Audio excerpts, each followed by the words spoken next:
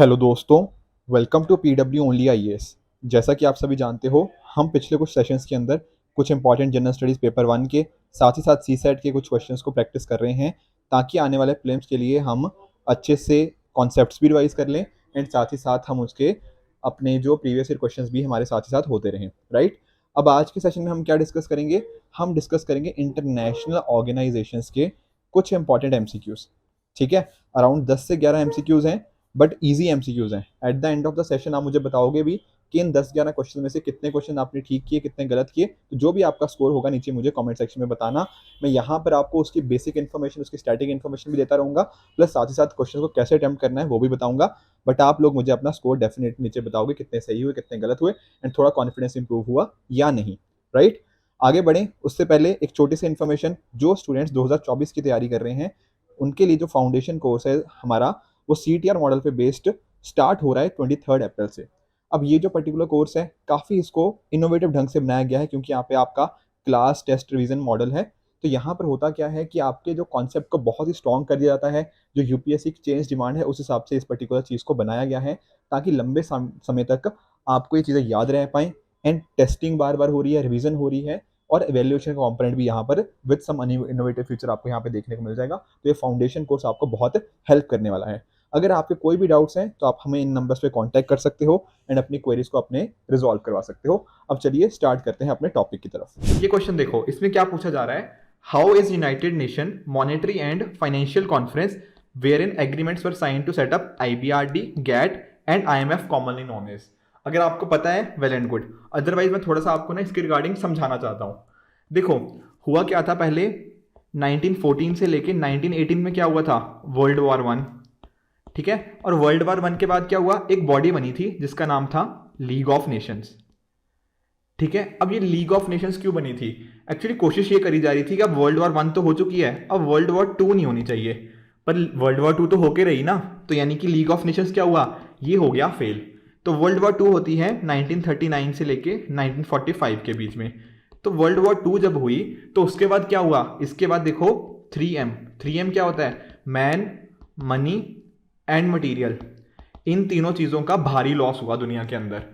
तो इसके बाद क्या हुआ, अब इतना बड़ा लॉस हो गया तो हमें कुछ ऐसा चाहिए था कि जिसके बेसिस पे हम क्या कर सकें, जो ये इकोनॉमी को लॉस हुआ है ना, जो इकोनॉमी को ये जो मेजर लॉस हुआ है, इसको रिकवर कर सकें। तो इसी वजह से क्या हुआ, जुलाई 1944 के अंदर एक कॉन्फ्रेंस होती है। क्या कॉन्फ्रेंस होती है? देखो, यही कॉन्फ्रेंस की इकोनॉमी को कैसे इंप्रूव करना है। कहाँ पे होती है ये कॉन्फ्रेंस? देखो, ये कॉन्फ्रेंस हुई ब्रेटन वुड्स में। अब ब्रेटन वुड्स कहाँ पर है? ये देखो है न्यू हैम्पशायर, USA के अंदर। ठीक है ना, यहां पे ये कॉन्फ्रेंस होती है।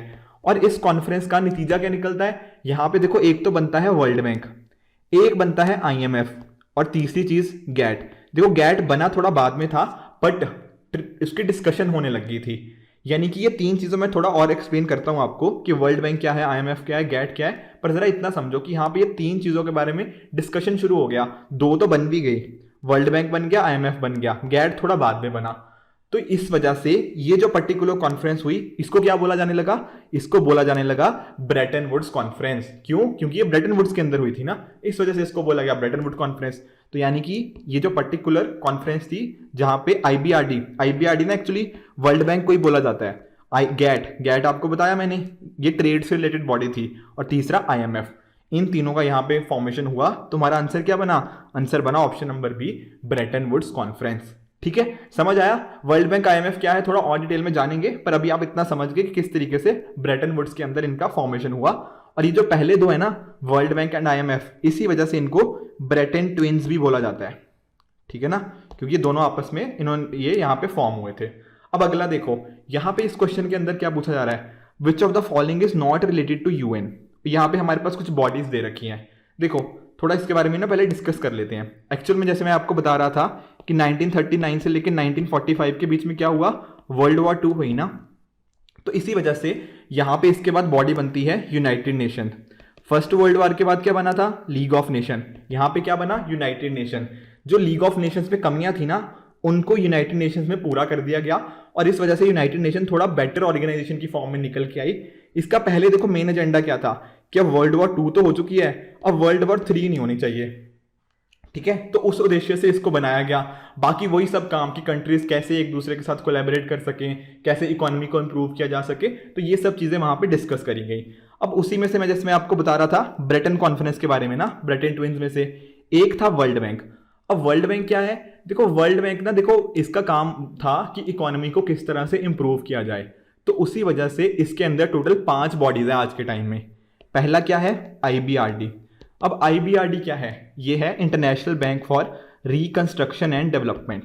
देखो वर्ल्ड वॉर के बाद इतना सारा जब डिस्ट्रक्शन हो गया तो कुछ रिकंस्ट्रक्शन एंड डेवलपमेंट के लिए बॉडी चाहिए थी ना, तो वहां बनी international bank for reconstruction and development. साथ ही साथ एक और बॉडी आई, आईडीए। आईडीए क्या है, इंटरनेशनल डेवलपमेंट एसोसिएशन। इसका भी काम यही था कि डिफरेंट जो पुअर कंट्रीज है ना, जो पुअर कंट्रीज हैं उनको कैसे हेल्प करी जाए, तो वो काम क्या हो गया, आईडीए का। तो ये दो बॉडीज थी जिसका मतलब था वर्ल्ड बैंक। ठीक है, अब आपने ना कहीं बार सुना होगा कि एक वर्ल्ड बैंक ग्रुप करके भी एक चीज होती है। अब वर्ल्ड बैंक ग्रुप क्या चीज है, देखो वर्ल्ड बैंक ग्रुप के अंदर ना 5 ऑर्गेनाइजेशन आती हैं, 5 छोटे छोटे ऑर्गेनाइजेशन आती हैं। 2 तो देखो यही है, कौन सी, आईबीआरडी एंड आईडीए। इसके अलावा 3 और हैं, और वो 3 क्या हैं, देखो एक हो गया उसमें से आईएफसी। अब आईएफसी क्या है, इंटरनेशनल फाइनेंस कॉर्पोरेशन। ठीक है ना, फाइनेंस कॉर्पोरेशन। अब ये क्या करती है, ये प्राइवेट सेक्टर को कैटर करती है। ठीक है ना, देखो बाकी जो आईडीए था जैसे, वहां तो फोकस क्या है, गवर्नमेंट्स के ऊपर फोकस है ना, यहां पे किसके ऊपर फोकस है, प्राइवेट सेक्टर के अंदर इंटरनेशनल फाइनेंस कॉर्पोरेशन के साथ। इसके अलावा क्या है, मीगा। अब मीगा क्या है, मल्टीलेटरल इन्वेस्टमेंट गारंटी एजेंसी। अब जैसे मान लो अफगानिस्तान कंट्री का एग्जांपल लो, अफगानिस्तान के साथ क्या इशू है, वहां पे देखो कोई बंदा इन्वेस्ट नहीं करना चाहता क्योंकि पता नहीं कल को क्या हो जाए वहां पे। तो जो इन्वेस्टर होता है ना, जो बंदा कहीं पे इन्वेस्ट करता है, उसको चाहिए होती है गारंटी कि कल को कुछ पॉलिटिकल रिस्क आ गया तो मेरे पास कोई गारंटी हो कि मैं उसको मैनेज कर पाऊं। तो यहाँ पे मीगा का रोल आता है कि किस तरह से जो इन्वेस्टमेंट होता है उनको हम गारंटी कर सकते हैं। इसी के साथ एक 5वीं बॉडी बनी आईसीएसआईडी। आईसीएसआईडी क्या है, international centre for settlement of investment dispute. जो भी इन्वेस्टमेंट रिलेटेड डिस्प्यूट है वो यहाँ पे आईसीएसआईडी के अंदर लिए जाते हैं। तो एसेंशियली देखो बना क्या, बना ये कि अगर बात करोगे वर्ल्ड बैंक की तो सिर्फ आएंगी उसके अंदर 2 ऑर्गेनाइजेशन, कौन सी, आईबीआरडी एंड आईडीए। और अगर बात होगी वर्ल्ड बैंक ग्रुप की, उसके अंदर ये 2 तो आएंगी, उसके अलावा 3 और है, आईएफसी, मीगा एंड आईसीएसआईडी। ठीक है, समझ आ गया। एक इंपॉर्टेंट चीज और, इंडिया इनमें से 4 की मेंबर है, पहले 4 की। जो आईसीएसआईडी है ना, इसकी इंडिया मेंबर नहीं है। ठीक है ना, तो आपसे पूछे कि इंडिया किसकी मेंबर नहीं है, तो आप बोलोगे आईसीएसआईडी, यानी कि international centre for settlement of investment dispute. समझ आ गया। अब इस क्वेश्चन की तरफ आते हैं। यहां पूछा है कि which is the following is not related to UN. पहले चीज क्या बोली है, मीगा। मीगा क्या, मल्टीलेटरल इन्वेस्टमेंट गारंटी एजेंसी। अभी तो देखा वर्ल्ड बैंक की जो पार्ट है, तो वर्ल्ड बैंक ग्रुप का ये पार्ट है, तो यानी कि ये तो यूएन से रिलेटेड है, तो ये आंसर नहीं हो सकता। ऑप्शन बी देखो, international finance corporation. Finance corporation भी तो वर्ल्ड बैंक के कॉन्टेक्स्ट में देखा, तो ये भी नहीं आंसर हो सकता। तीसरा क्या है, centre for settlement of investment dispute. ये भी तो अभी समझा था कि किस तरह से ये भी वर्ल्ड बैंक और यूनाइटेड नेशंस के रिलेटेड है। ठीक है, चौथा देखो option D, bank for international settlement. क्या ये हमने यूएन के रिलेटेड पढ़ा या वर्ल्ड बैंक के रिलेटेड, नहीं पढ़ा, तो यानी कि यही आंसर होगा इसका, क्योंकि ये इससे रिलेटेड नहीं है। बीआईएस आप इकोनॉमी के अंदर पढ़ते हो, वो एक अलग से एक डिफरेंट चीज है, तो बीआईएस यहां नहीं आएगा, तो ऑप्शन डी इसका करेक्ट आंसर होगा। ठीक है जी, चलते हैं आगे। अगला देखो ये क्वेश्चन, अब आपको पिछला वाला आपने स्टैटिक नॉलेज वहां से गेन कर ली, अब इस क्वेश्चन को आप इजीली कर लोगे। यहां क्या पूछा है, International Development Association is a landing agency administer by. कौन एडमिनिस्टर करता है इसको, सिंपल तो अभी तो बताया था, आईबीआरडी, वर्ल्ड बैंक के अंदर। तो आंसर क्या बनेगा, आंसर बनेगा option number A, international bank for reconstruction and development. बाकी तीनों हमने पढ़े नहीं, वो इससे रिलेटेड है ही नहीं, क्योंकि वो बाद में कभी हम डिस्कस कर लेंगे। तो आंसर क्या बन जाएगा आपका, ऑप्शन नंबर ए, आईबीआरडी। ठीक है, आगे देखो। देखो एक्चुअल में ना ये जो अगले कुछ क्वेश्चन मैं इसके थ्रू आपको बताना चाह रहा हूं कि किस तरह से क्वेश्चन सिमिलर टाइप के रिपीट होते हैं। जैसे कि फॉर एग्जांपल आप इस क्वेश्चन को देखो, यहां क्या पूछा गया हमसे कि which organization publishes world economic outlook. तो वर्ल्ड इकोनॉमिक आउटलुक कौन पब्लिश करता है, ये पब्लिश किया जाता है आईएमएफ के द्वारा। हमसे क्वेश्चन कब पूछा, ये 2014 के अंदर। और अगर हमने देखो इस टाइप के क्वेश्चन हम करके जाएंगे ना, तो आने वाले साल में सिमिलर टाइप के क्वेश्चन पता लगते रहते हैं कि हमें अच्छा यूपीएससी ये पूछ रहा है तो मुझे ये पढ़ने की जरूरत है। और रिगार्डिंग में अगर वर्ल्ड इकोनॉमिक आउटलुक के बारे में थोड़ा सा बताऊं, आपने कभी ये सुना होगा ना कि आईएमएफ ने इंडिया की जीडीपी प्रेडिक्ट करी है कि इंडिया की जीडीपी 8.5% से ग्रो होने वाली है। ये सुना होगा आपने, न्यूज में डेफिनेटली कभी ना कभी पढ़ा होगा। तो ये कहाँ पे आईएमएफ पब्लिश करता है? वो पब्लिश करता है वर्ल्ड इकोनॉमिक आउटलुक के अंदर। और ये क्वेश्चन देखो, ये 2014 में पूछा। अब इसी के जैसा ही एक और हमसे यूपीएससी ने जो 2016 के अंदर क्वेश्चन पूछ लिया। क्या पूछा? ग्लोबल फाइनेंशियल स्टेबिलिटी रिपोर्ट कौन निकालता है? अब अगर आपको पता होता कि अच्छा यूपीएससी रिपोर्ट से रिलेटेड क्वेश्चन पूछता है, तो आप इसको पढ़ के नहीं जाते कि अच्छा इस टाइप का क्वेश्चन भी आ सकता है। तो ग्लोबल फाइनेंशियल स्टेबिलिटी कौन निकालता है? ये आईएमएफ निकालता है, ठीक है ना। तो ये फायदा होता है प्रीवियस ईयर क्वेश्चन करने का, आपको पता लगता है कि किस टाइप के क्वेश्चन आते हैं। और इसी तरह का क्वेश्चन देखो 2017 में हमसे पूछ लिया यूपीएससी ने, क्या कि ease of doing business report किसके द्वारा निकाली जाती है? कौन निकालता है? ये निकाली जाती है वर्ल्ड बैंक के द्वारा।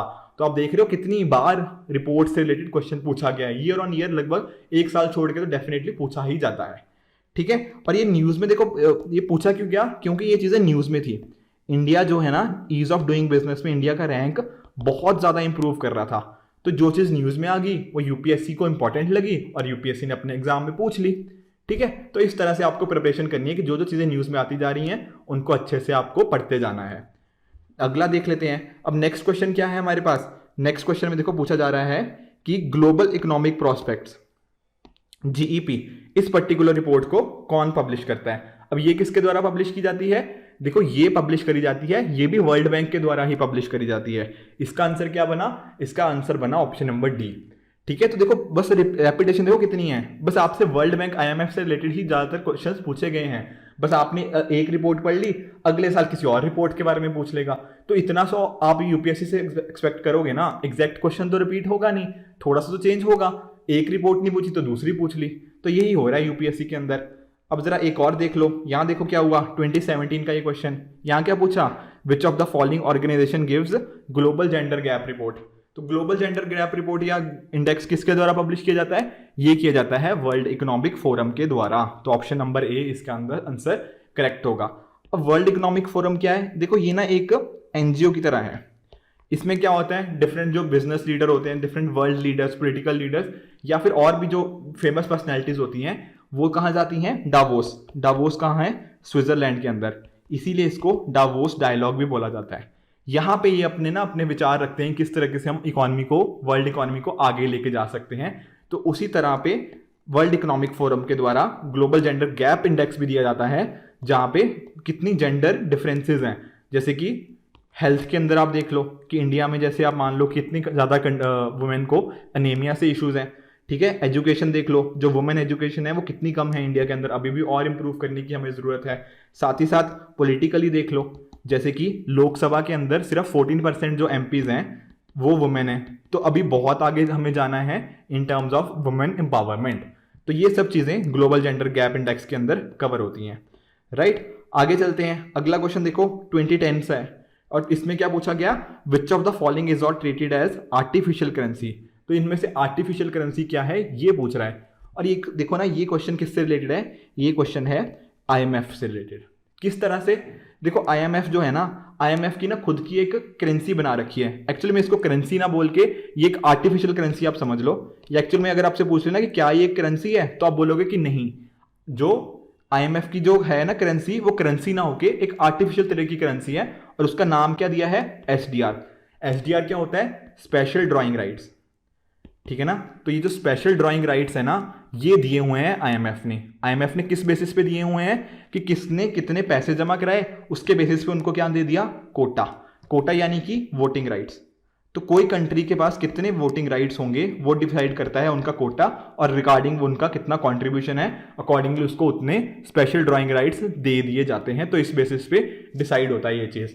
अब एसडीआर के अंदर देखो कुछ तो करेंसी होगी, मतलब ऑल्दो ये आर्टिफिशियल करेंसी खुद है, पर इसके पीछे कुछ और करेंसीज हैं, यानी कि जिसको मिला के हमारे पास एसडीआर बना है। और किसको मिला के बना है? ये बना है 5 डिफरेंट करेंसीज को यूज करके। कौन कौन सी हैं?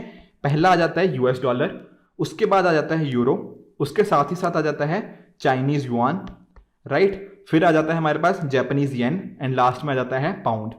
तो ये 5 टोटल ऐसी करेंसीज हैं जिनको मिला के स्पेशल ड्राइंग राइट, जो कि एक आर्टिफिशियल करेंसी है किसकी? आईएमएफ की, उसको बना के ये बना है। समझ आ गया? उसी के बेसिस पे quota and voting rights decide किए जाते हैं।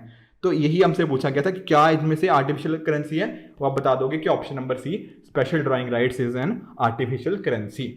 ठीक है जी। आगे चलते हैं। अब ये देखो, इसमें हमसे क्या पूछ लिया, वो पुराना क्वेश्चन देखो, ये 2010 में इस टाइप का पूछा था, जहां पे एसडीआर के बारे में हमसे पूछा। 2016 में हमसे पूछ लिया कि आईएमएफ की एसडीआर के अंदर किस पर्टिकुलर करेंसी को डालने का प्रपोजल था। तो देखो ये उस टाइम ना न्यूज में था, और उस टाइम रेनमिनबी जो कि चाइनीज का था ना, तो चाइनीज रेनमिनबी को प्रपोजल था, जिसको बाद में ऐड भी कर लिया गया था। तो इस तरह से आप समझ सकते हो कि जो चीज 2010 में पूछी ना, उसके 4-5 साल बाद उसी से रिलेटेड क्वेश्चन हमारे पास फिर रिपीट कर गया। वही चीज हमने क्या देखी जब हम रिपोर्ट्स डिस्कस कर रहे थे। तो इसी तरह से होता क्या है कि जो हमने स्टैटिक नॉलेज लर्न की ना हमारे प्रीवियस ईयर क्वेश्चंस के बेसिस पे, उसको यूज करके हम अपने आज जो क्वेश्चन आएंगे, हमारे पास जो प्रीलिम्स में क्वेश्चन आएंगे, उसको हम आंसर कर सकते हैं। तो आपको यही स्ट्रेटजी फॉलो करनी है अपने एग्जाम के लिए। आई होप आपको ये वीडियो लेक्चर पसंद आया होगा। ठीक है, आने वाले सेशंस में हम और जो बाकी क्वेश्चन है उनको भी डिस्कस कर लेंगे। ठीक है, तो this is it for this video. Goodbye and good luck.